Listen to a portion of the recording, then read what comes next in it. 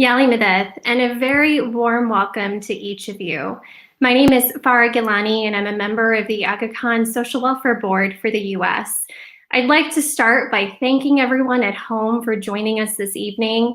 Tonight's program, Your Voice, Empowering Women to Become Civically Engaged, is hosted by the Ismaili Women's Group with the Aga Khan Social Welfare Board and is a part of the National Council for the U.S. Voter Registration and Civic Engagement Campaign. Women's development is a core responsibility of the Aga Khan Social Welfare Board. The Ismaili Women's Group is an organization with a purpose to foster the advancement of women and their families by creating opportunities to develop professional and life skills, actively engage with local communities, increase family harmony, and build connections and meaningful relationships between all women. The Ismaili Women's Group is engaged across all 7 regions in 45 Jamaat Khanas.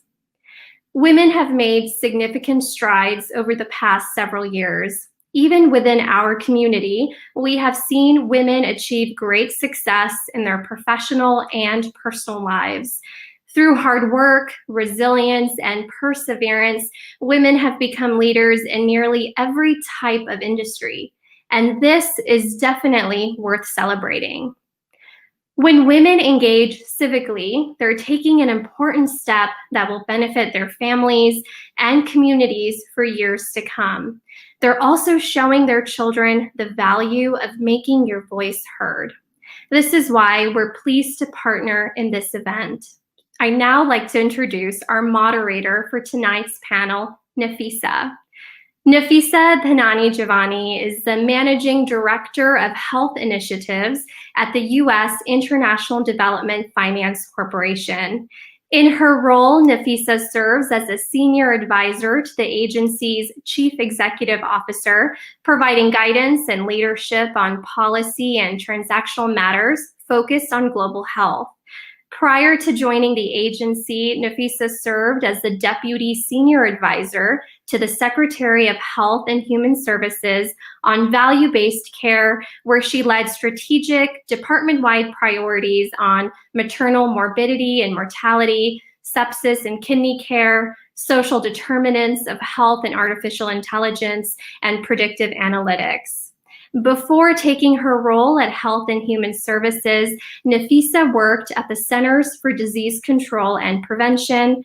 Currently, Nafisa serves as a board member on the National Conciliation and Arbitration Board and previously served as the National Honorary Secretary for the Aga Khan Youth and Sports Board for the U.S. Welcome, Nafisa. Thank you, Farah. Thank you for the very warm and generous welcome. And thanks to all of you for joining us this evening. Over the course of tonight's panel, we will have the opportunity to speak with 3 incredibly talented and civically engaged Ismaili women. Hopefully, their stories, journeys, and experiences will inspire all the women watching tonight to become civically engaged and active in their own communities and take part in this year's elections in their own way. Our 3 panelists for tonight are 3 incredible women that I know as well: Sophia Lalani, Ili Jaffer, and Mukaima Zinat Sharif Belkin. Sophia Lalani is the Defense and Foreign Policy Advisor to Senator Cory Booker, a Democrat from New Jersey. Sophia previously worked for Senator Chris Coons, a Democrat from Delaware, focusing on U.S. policy in sub-Saharan Africa. Prior to her time in the Senate, Sophia worked with the International Organization for Migration in Nairobi, Kenya, and the Aga Khan Development Network in Karachi, Pakistan. She is a proud former Teach for America Corps member, having taught 6th to 8th grade in the South Bronx in New York. Our second panelist for this evening is Ilham Ili Jaffer. Ilham is a dynamic professional with over a decade of experience in the public and private sectors in both Washington, D.C. and Houston, Texas. While in D.C., Ili was a senior staff for a Texas Congressional Black Caucus member on Capitol Hill. She also worked as a consultant for Deloitte, where she had federal clients such as the U.S. Department of State, Health and Human Services, and the Postal Service. Ili worked as National Advanced Staff for President Obama's 2012 campaign, 2013 Presidential Inaugural Committee, and the White House. In addition, Ili worked as National Advanced Staff for Secretary Hillary Clinton in 2016 and in the Communications and External Affairs Office of BP America. Illy has also served as co-chair of Women in Government Relations and is a member of the Congressional Asian Pacific Staffers Association. Currently, Illy serves in the capacity of Intergovernmental Affairs Manager for the City of Houston Health Department, where she manages both state and federal affairs as it relates to health policy. Our last panelist for this evening is Mikaima Zenith Sharif Belkin. She's a professional and volunteer experience and has been dedicated into the work of race, equity, and inclusion and conflict resolution. Her experience has allowed her to develop relationships with key stakeholders, including elected officials, movement leaders, and senior leadership teams. She has supported Fortune 500 companies, public agencies, and nonprofits as they address bias and head-on adopt systems based on cultural change. She has also taught at several higher education institutions in Denver, Colorado. She has taken that experience to her own faith community, where for the past 7 years, she has served on the National Aga Conciliation Arbitration Board, where her focus was on developing and delivering training in the area of conflict resolution, justice, equity, diversity, and inclusion. She is the founder of Lakewood for Justice, Equity, Diversity, and Inclusion, JEDI, a grassroots coalition of Lakewood, Colorado residents who envision a city that intentionally builds an inclusive community. Zenith currently also serves as Mikaya Saiba of the Denver Tomatina. Happy to have all three of our panelists this evening. I will say that our panelists tonight will share their insights, their work, and how they came to be involved, and how all of us can get engaged as well. A special note for our viewers this evening, each panelist tonight is speaking solely on behalf of themselves. Their views they share tonight do not reflect the views of their current or former employers or the organizations that they are affiliated with. So with that, I'm excited to begin tonight's panel and kick us off with our first question. I will ask all of our panelists this evening to answer the first question, which is, tell us a bit about your origin story for civic participation. When did you first realize its importance in your life, and then what happened next? So I'll start off with, if I could get Illy, if you could begin our discussion for this evening, that would be fantastic. Sure. Thanks so much, first off, for that really amazing introduction, and happy to serve on this panel and have the opportunity to share my story. So my beginning started during my undergrad days at the University of Houston. I was taking classes at the Hobby School of Public Affairs and found out that I could actually do internships for credits and actually build my resume out doing those internships. And so my first exposure was actually working at the International Affairs Office for the then Houston Mayor, Bill White. Okay. And when I started that role, I really didn't have any actual exposure to politics and government prior to it. So that was actually my very first taste at what government was like, and that was at the local level. From there on, I did several other internships for congressional campaigns locally, and eventually I actually got chosen for a really competitive paid internship called the Mickey Leland Congressional Internship through the Hobby School of Public Affairs, which basically placed the candidates in Texas congressional offices.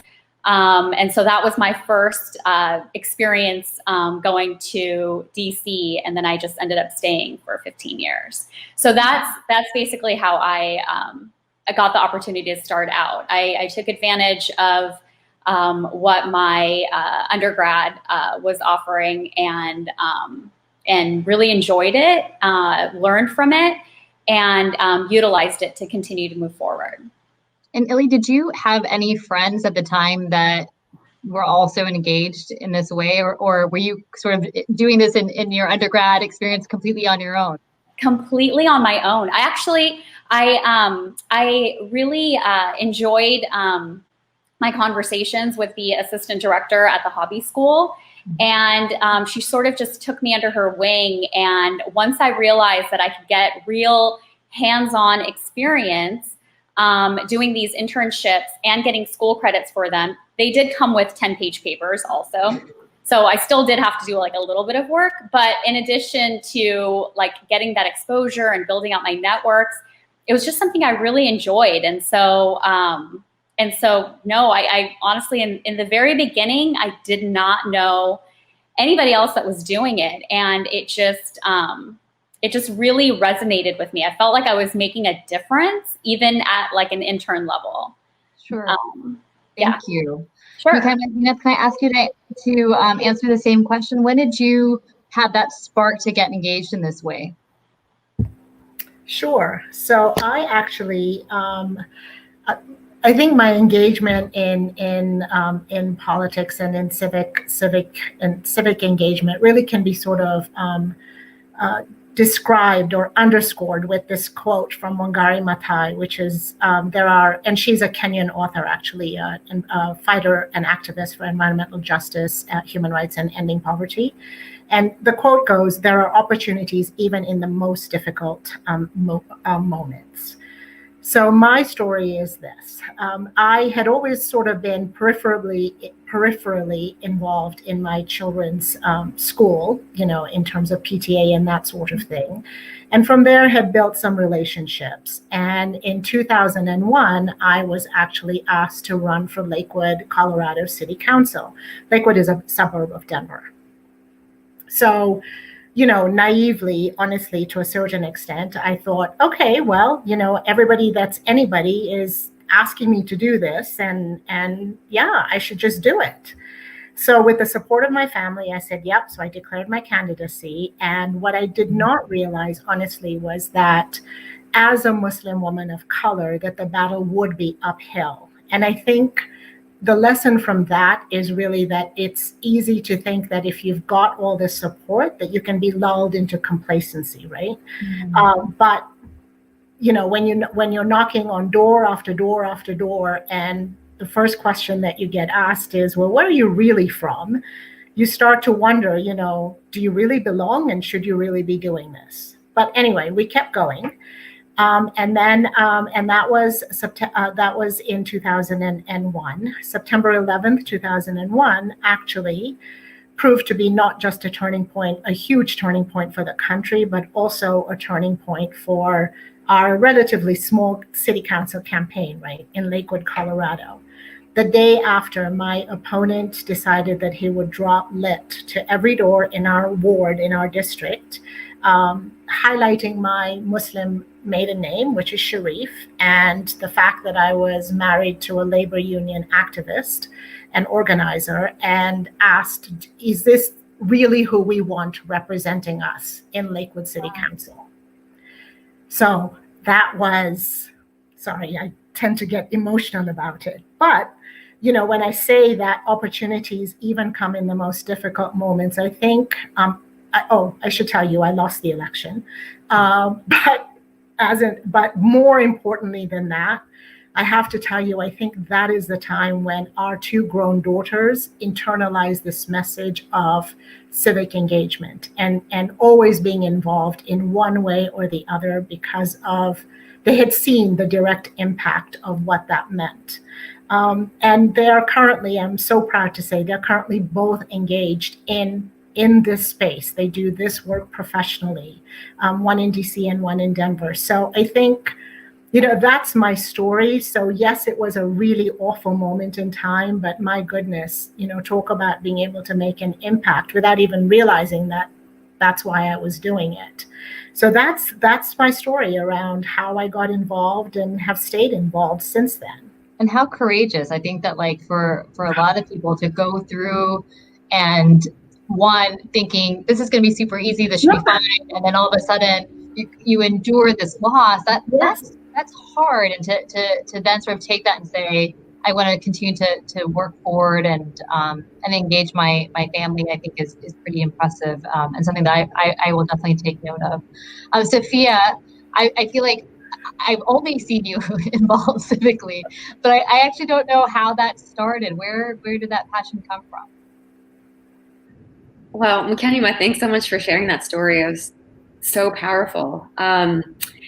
So I guess my civic engagement was, it wasn't a result of actually, sort of being civically engaged. It was sort of me seeing that I needed to be civically engaged to be able to make a difference. So I think it sort of started when I was a teacher with Teach for America, which for those of you guys are not familiar, Teach for America places sort of newly graduated college students in Title I schools. So Title I schools are schools that where I think at the time it was, sort of 95% of the student population is on free or reduced lunches.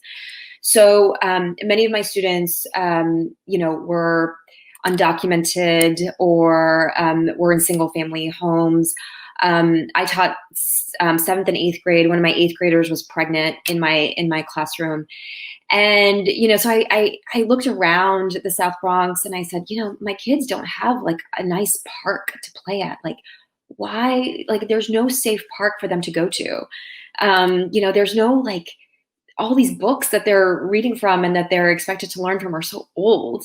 And who made this decision about this, this like laptop policy at the school? And so I realized with all these questions that I was asking about my students that those decisions were made by city councils, by elected people. And I realized that if I needed, or if I wanted to make, sort of a difference, in their like sort of macro lives outside of the classroom, I needed to become sort of more civically engaged. I needed to understand sort of the forces that were driving why my kids didn't have a park to play at, why their books were old and were being used for the 16th time, why their school lunches were horribly nutritionally deficient. And so that's really how it started, was me understanding that elected people and really elected officials are the ones that are making these decisions and don't really know or may not have a full understanding of the community that they're serving. And so I wanted to be sort of part of that decision-making process. And so, Sophia, can I ask you, two follow-up questions? Yeah. One is, did you know that you went to Teach for America, but why did you do Teach for America? I mean, it seems like from that experience, you felt like actually I need to be a bit more engaged and understand policy and how that impacts, the students that I'm working with. But where did the intent to go into Teach for America come from? I was sort of looking around when I was graduating and, like every sort of millennial that just wants to be like making a lot of like impact and being like, I want to change the world. And, Teach for America sort of offered that, right? You can go into a classroom and that's your world, right? Like you can really shape these kids' lives and you can really help. My parents are immigrant parents. I was not born in this country either. And, I think a lot of us were just sort of shaped by the notion of like education is power, like education's your ticket. And so I wanted to carry that forward. And I knew that the environment that I would be going into was going to be a really tough environment. And I was right. I mean, it was a really tough environment for 10 to 15-year-olds to grow up in. And so I wanted to sort of carry it forward and sort of take the notion of the power of education into these classrooms. I was very idealistic. Sure. Well, let's pivot it a bit to your current sort of role right now. How does the work that you're doing right now fit into your identity of being a woman in this space? I definitely have my own perspective, but really interested to understand your perspective. And then if there are barriers to civic participation that you had to overcome, just being a woman or a person of color or an immigrant. I know that Mikhail spoke a little bit about that. I'd love to hear your perspective too. So, I've sort of pivoted from just sort of policy writ large, and I've sort of focused on foreign policy and defense. So I'm part of the sort of the national security community, which is, as Illy will know from spending a lot of time on the Hill, is very white male driven. And so I spoke about this example in another sort of webinar that I did, but I'm the military advisor for the senator that I work for, which means I sort of provide oversight and advice for the various sort of platforms, weapons platforms, or sort of like fighter jets, our nuclear arsenal. I sort of provide that oversight and advice for him, and so we take trips as congressional staffers to go visit the things that Congress is funding, and as a part of one of these trips, I had to go to STRATCOM, which is the command that oversees our nuclear arsenal, and I was the only woman on this trip of 5 other congressional staffers. I had just had my son 6 months prior, and I was still nursing. And so I had told them that, like, I'm going to need to pump during these meetings. And so I'm, sitting at a table. And first of all, my name tag says Mr. Lalani, because they couldn't have even imagined that it was a Miss Lalani that would have been sitting there. So it was Mr. Lalani. And I'm sitting there in front of 3 1-star generals that are all men. And the time comes, 3 hours later, I need to pick up my pump bag and walk out the room. And somebody's awkwardly whispering to them, that's what I'm doing. I'm not just being rude and walking out in the middle of a briefing. And so they put me in this closet where I can, sort of pump, and it's open, and it's just AV equipment around me. There's no lock on the door. I don't know if somebody's gonna walk in on me. And so I must have thought about going on that trip 7 times. I was I shouldn't do this. I shouldn't do this. I should just stay. It'll be easier. You have to sort of push yourself to make yourself uncomfortable and make the other person a little bit uncomfortable to have those same opportunities that men don't have to think twice about. And you have to sort of push to be able to change the norms of a community, especially if you are the only woman in the room, if you're the only person of color in the room. You need to make yourself uncomfortable, I've learned, and it's okay to make a little people uncomfortable in the process as well. And so I think that's just probably the most potent example I have of trying to push barriers as a woman in a community that doesn't have a lot of women in it. As you were telling this story, it hit me because I had a similar experience going to DC for a meeting at the General Services Administration, and there was no place to pump, and having to pump inside of a bathroom where I didn't know if someone was going to walk in or not, because it was the only place they had. So I appreciate you sharing that story, and I think it's probably something that a lot of women can relate to, and I like the fact that it is really about pushing folks to maybe beyond their boundary, because what feels comfortable, what is probably staying home and not taking that chance. But what did you miss professionally not being able to do that? So I appreciate that you pushed forward. Speaking of different roles, I mean, Kaima, Zina, you have several different roles that you play, and you're juggling this role of having a career and consulting, clearly involved in Seva in too many ways. I'm sure you're a mother, you are a wife. How are you juggling all of these different roles, and why did you decide that even with all that's happening in your life, it's important to still be civically engaged? Can you talk a little bit about that and what advice you give to others? Yeah, sure. So, Sophia, yes, for sure. I really appreciated that. And Illy, I really appreciate the fact that you kind of went into this with nobody else doing the same thing at an age when I can only imagine that, it's always nice to have company when you're pursuing these things. But nonetheless, I also kind of want to lift up what you said, Sophia, about being the only one of whatever the situation is, the only woman, the only person of color, the only Muslim, and then really pushing yourself to kind of be uncomfortable a little bit, agitate a bit or a lot, and then also make sure because what that results in, honestly, is that others around you, yes, they may feel uncomfortable, but honestly, I think that's the way to affect change, slowly but surely, right? And again, the reason that I'm engaged, and the reason I continue to stay engaged is just recently after the murder of George Floyd, I thought, here we are in the suburb of Lakewood, and the city wasn't sort of speaking up. None of the citizens were speaking up, and I thought, okay, let's figure out how we can make this happen. And so one day I just knocked on the door of some of my neighbors, and I said, hey, I'm going to stand on this corner with my Black Lives Matter sign.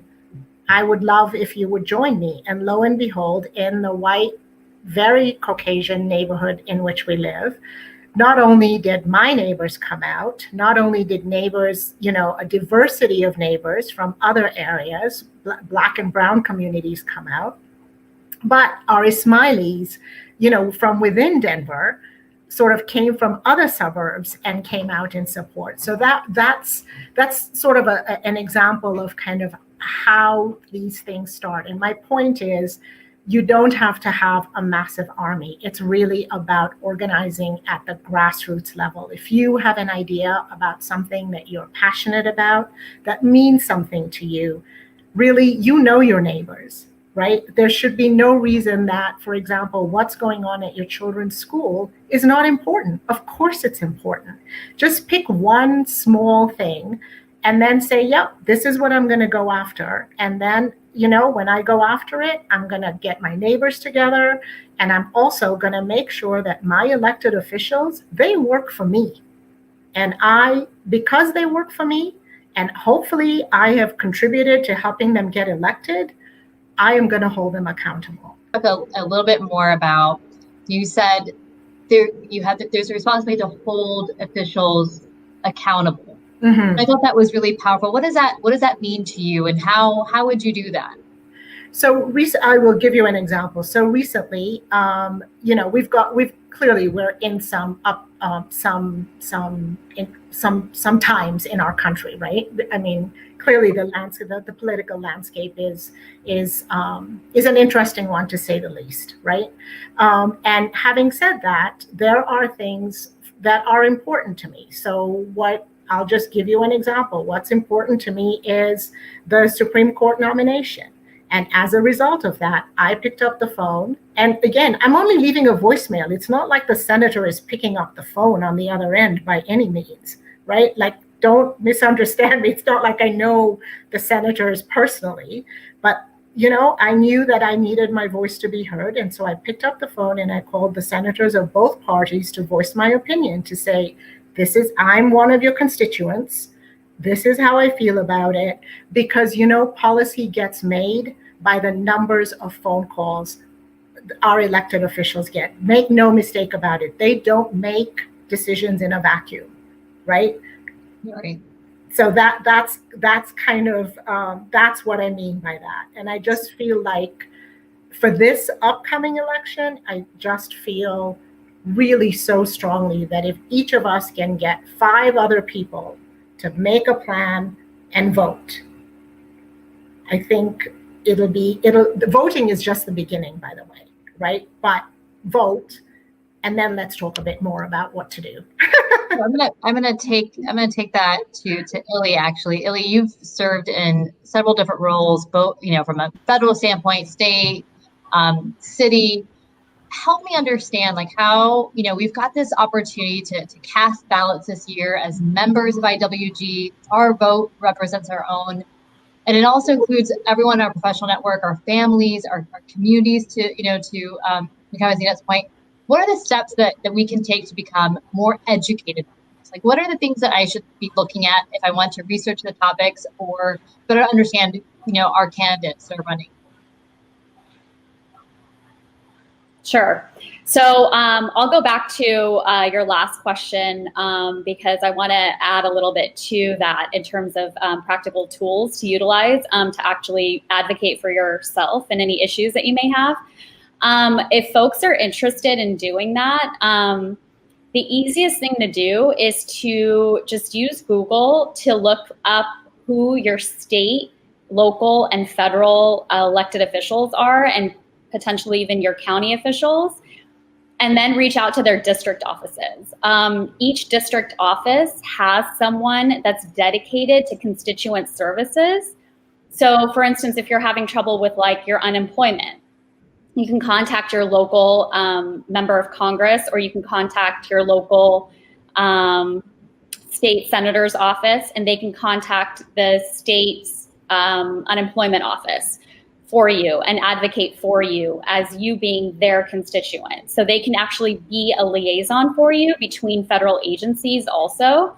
But the easiest way to find out who those people are is to just Google, and you can put in your address, and it'll show you basically who you have as representatives at every level of government. Now, in terms of educating yourself, I mean, you have the internet. You have the internet at your fingertips. So just the same way as looking up who your actual representatives are, you can use things like Ballotopia.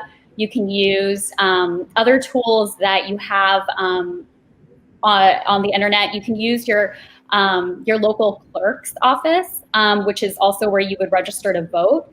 And they'll list out the party candidates, and you can, do research via that also. Another really good way, I think, of getting engaged is in getting to know the candidates is to attend their town halls.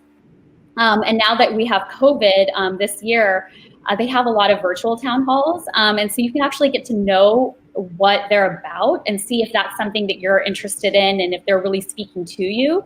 And you can just do that again using the internet. So there are a lot of easy ways to get to know like the issues that you're interested in and the people that are running locally. And I have to also add, working for the various federal offices and federal roles that I have, and now currently working at the local level the way that I am, local elections really matter. They really make a difference. So this year, yes, we have a presidential election, and that's really important.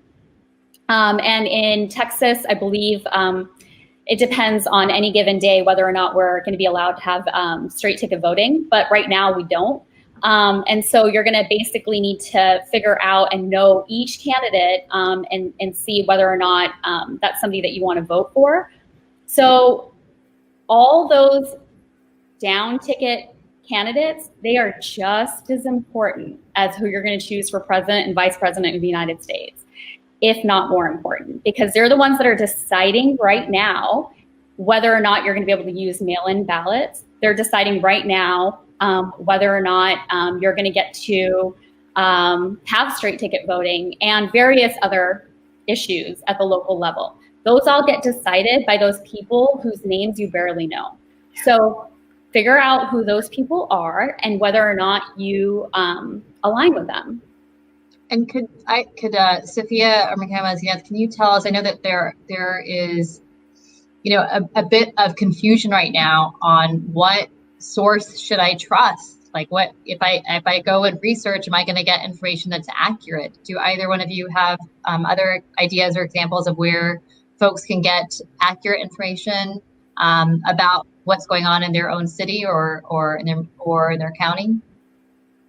Go ahead, Sophia. No, I'll let you take that since So I actually, I'm really lucky that I can actually call my two daughters up and say, what about this and what about that and that sort of thing. But nonetheless, I believe all over the country, I don't know, but in Colorado, I know we have this thing called it's the Blue Book, right? And it's a voter's guide. And basically what they do is they lay out the pros and cons so that you can really understand what the issues are.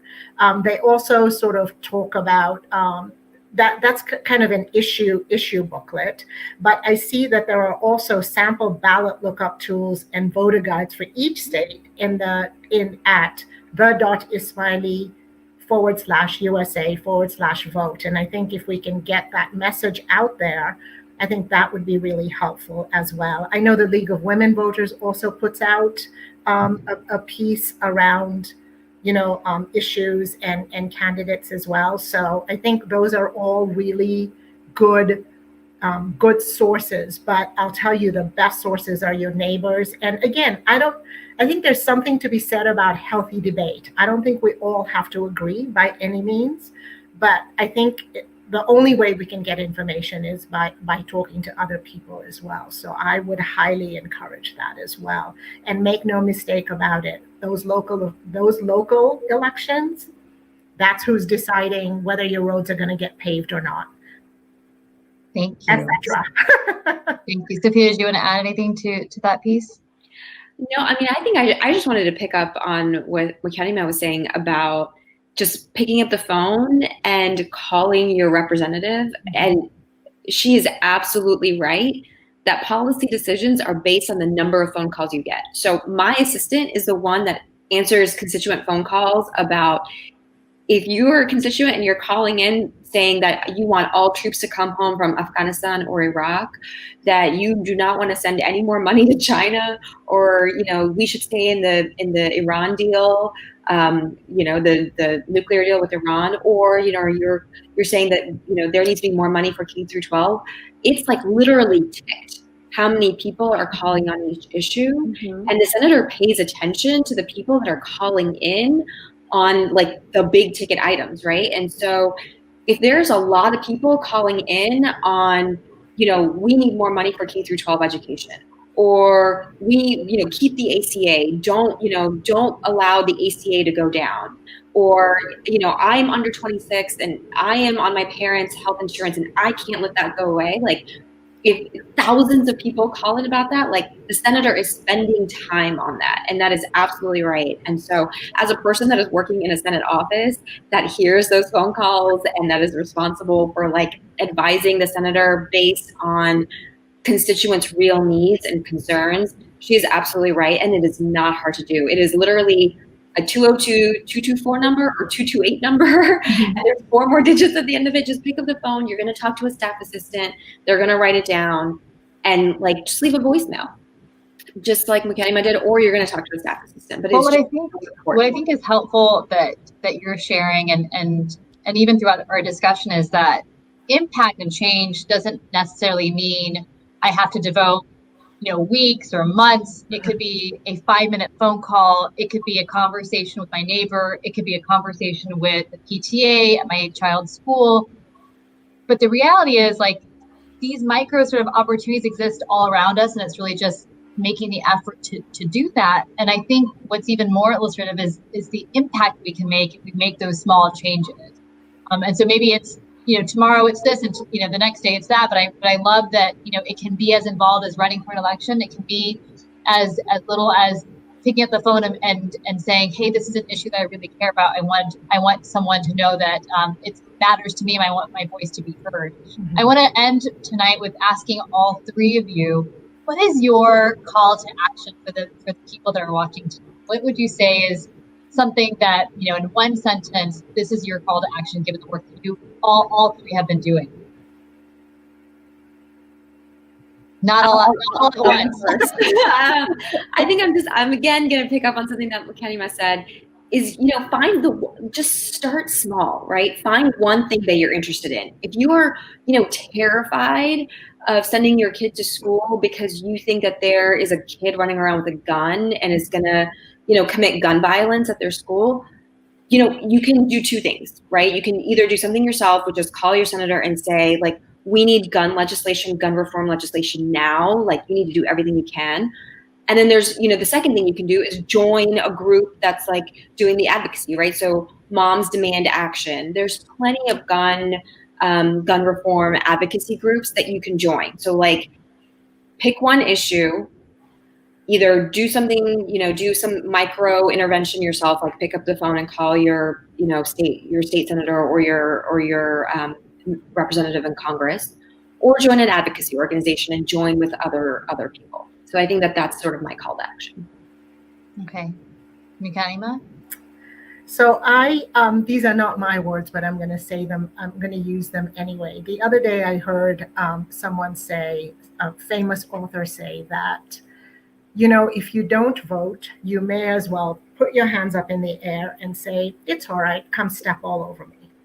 And that's really what we're saying, is if we don't, we've, as an primarily, well, not as an immigrant community, and as a new immigrant community, I think for most of us, it's been a rocky road for us to get to citizenship for some of us, right? It's been that rocky road. And it's not easy to leave your home country and then come to a new country and start fresh. So I am going to say, don't put your hands up in the air and say, why vote? And, I'm not going to vote. So yes, it's fine. Come step all over me. Actually vote, because that vote is not just going to make a difference for you. I mean, the impact on healthcare, on education, on equity, on so many different issues is gonna be there for your children. And so for that reason, I'm gonna say, please vote. Thank you. And Illy? So I have one message, and we're just going to add on to what Mkianima just basically said. Vote, vote, vote, and vote. It's really important. Go early vote, get it out of the way, and then choose 10 people in your network, call them and make sure that they voted, and don't stop calling them until they voted. That's right. So that's it. That's my call to action for you. Thank you. I have thoroughly enjoyed learning from all of you. Again, I know most of you from other sort of parts of my life, and to learn about the way that you have engaged civically is motivating to me. And even as I think about what are the ways in which I can continue to be active now and even after the election, is something that I know that I will reflect on for sure. So I wanted to actually, speak to our viewers at home. I hope that this panel discussion has really informed and motivated you in the way that's motivated me around civic engagement and making that a part of your life. And we know that now it could be as little as a 5-minute phone call, or taking the effort to really research and understand the candidates in your hometown, and making sure that you're holding leadership officials accountable to what they've said that they're going to do for you in your cities and your towns and your state and in our country. And as we close, we'd like for you to really reflect on this panel. And as you're thinking about in the days ahead, what is your reason to vote? We hope that this panel gives you a reason to stay engaged and to stay involved. I'd like to thank all of our panelists for tonight. It's been such a pleasure to speak with you. And of course, to the Ismaili Women's Group for hosting us on the Ismaili USA's platform tonight. As our panelists and others mentioned, please register to vote at the Ismaili/USA/vote. If you need assistance, please call or text 202-854-VOTE. Again, that number is 202-854-VOTE. Remember that the election ends in less than 3 days. November 3rd is not the only day to vote, but it's the last day to vote. So vote early. Make sure that you either are already filling out your ballots, or you have a plan for how you're going to get to vote on November 3rd. Make a vote plan today, and make sure that all of your friends and family also are thinking about what their family vote plan is going to be. Thank you all for joining us tonight. Have a wonderful evening.